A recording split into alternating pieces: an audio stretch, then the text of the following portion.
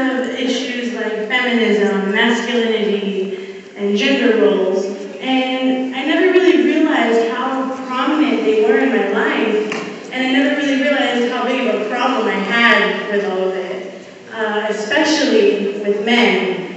They always seem to say the same thing about me. So, he said I'm too much. He said I'm just too much. Now, I'm sorry I don't watch MTV or Jersey Shore enough, and that I always have to give an explanation, even when the answer is tough. But he said I'm too much because I talk about North Korea at dinner, and that I don't care enough to be afraid to be looked at as a sinner, and yeah, I can be classy but not timid, act like a lady, and think like a winner.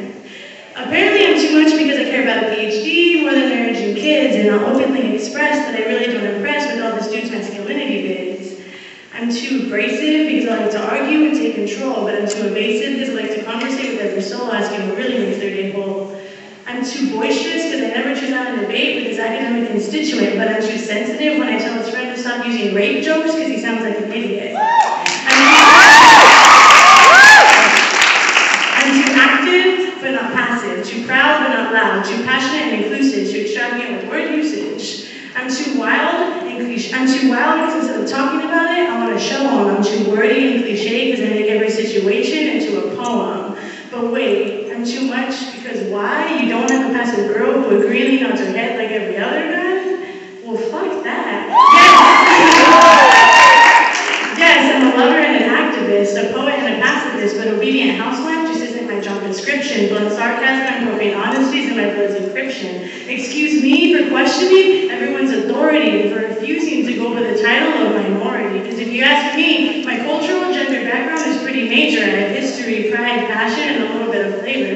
Excuse me for being a feminist, questioning why we take your name when we get married. Really not being a pessimist, but we're the ones who carry the kid for 9 months, give birth, and it's your name that gets married. I'm sorry, I know you hate it when I question society's traditions, but actually, I'm not sorry, because I'm tired of all these sexual and gender constrictions, like how you can brag about getting laid next after next, but I get called a slut when I simply say I like sex. I'm really not sorry if I'm being too blunt right now. It's just something that needs to be said and expressed. I'm just not really sure how. Will you get the point if we stand up and scream? Will you then wake up from this masculinity, promiscuity, sepsis dream? Will you get the point if we rally and protest, detracting from stereotypes, derailing the focus?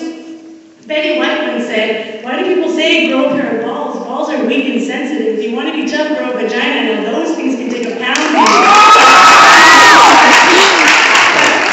Gender stereotypical boundaries without going intensive because we want to be so masculine sounding. Women are more prone to STIs, depression, painful autoimmune disease like fibromyalgia and arthritis. Yet when times get tough, we say to man up, not woman up to try and fight this. And yes, I'm talking about woman spelled with a Y and not with the word man, because you and I both know we can do all, if not more than you men can. So yes, our own word is what we deserve, so that next time one refers to the world to his story, you also remember hers. I apologize, I'm really sorry if it seems like I hate men. I really don't hate them, trust me. I'm just so damn tired, and that we continuously have discussions and awareness, and yet this happens again and again and again. Whatever, this shit needs to end so we can find some other type of irrational stereotype to bend. Will it help if I write a poem or spit a verse? Could that be the thing to really show them we need to stop this curse?